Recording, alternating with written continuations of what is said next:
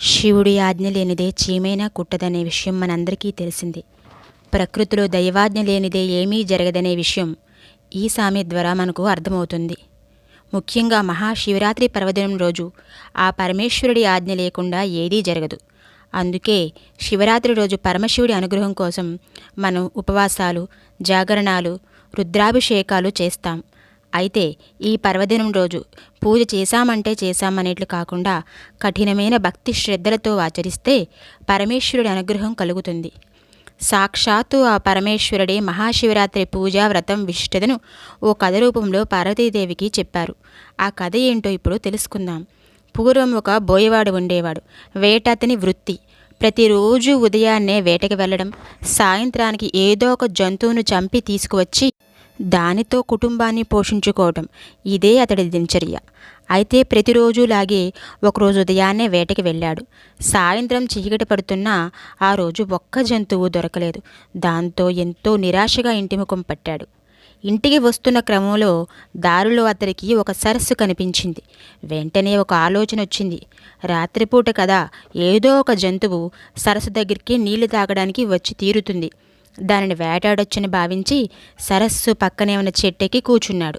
సరస్సు వైపు గమనించే క్రమంలో తన కంటి చూపునకు అడ్డంగా కొన్ని కొమ్మలు ఉండడంతో ఆ కొమ్మ ఆకులను తుంచి కింద పడేసి ఆ చెట్టుపై కూర్చున్నాడు. ఖాళీగా కూర్చోకుండా నిత్యం ఊతపదంగా శివశివ అంటూ కాలం గడిపాడు. కానీ ఆ రోజు మహాశివరాత్రి పర్వదినం. ఆ రోజు శివరాత్రి అనే విషయం కూడా అతనికి తెలియదు.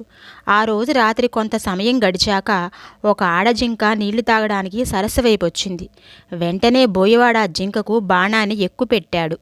అది గమనించిన ఆ జింక తాను గర్భం దాల్చానని, తనను చంపకుండా వదిలిపెట్టాలని ప్రాధేయపడింది. మామూలుగా అయితే ఆ బోయవాడి మనసు చాలా క్రూరం. కానీ ఆ జింక పరిస్థితిని చూసిన బోయవాడు దానిని ఏమీ చేయలేక వదిలిపెట్టాడు.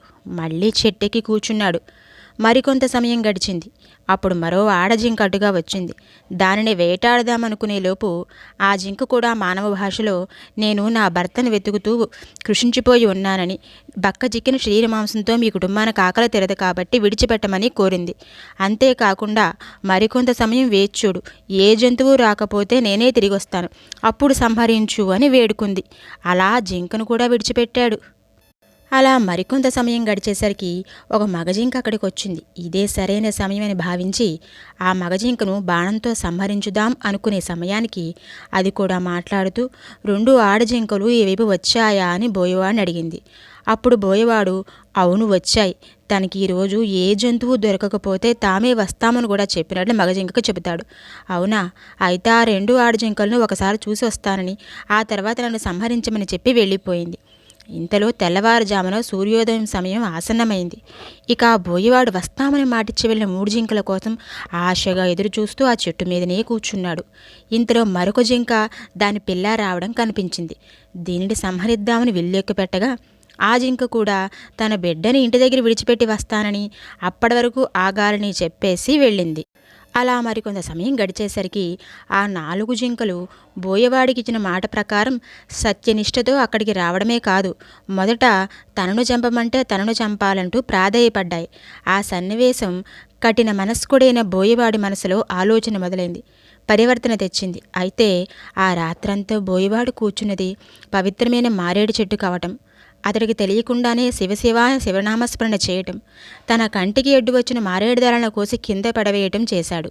కానీ ఆ చెట్టు కిందన ఎప్పటిదో పాతకాలంలో ఒక శివలింగం ఉంది. అతడు చెట్టుపై నుంచి వేసిన మారేడు దళాలు శివలింగంపై పడ్డాయి. వేట కోసం 4 జాములు మెలకుతూ ఉన్నాడు. అతనికి తెలియకుండానే జాగరణ ఫలితం దక్కింది.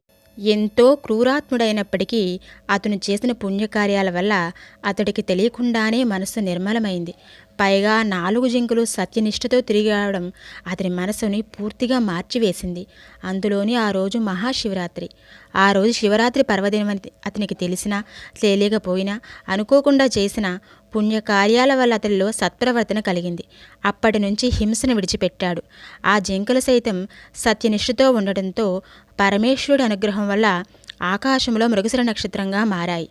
ఆ బోయవాడు సైతం మృగశిర నక్షత్రానికి వెనుక ఉజ్వలంగా ప్రకాశిస్తూ లుబ్ధగ నక్షత్రం అనే పేరుతో నిలిచిపోయాడు. దీనిని బట్టి మనం గ్రహించాల్సింది ఏమిటంటే, హింస చేయాలి అని అనుకున్నప్పుడు ఒక్క క్షణకాలం పాటు ఆగి ఆలోచిస్తే మన మనసు ఆలోచన నుంచి మరలుతుంది. బోయవాడి విషయంలో కూడా జరిగిందదే. జింకలను చంపాలని అనుకోవడంలో జరిగిన కాలయాపన అతడిని చివరికి అహింసామూర్తిగా, ధర్మాచరణమూర్తిగా నిలిపింది.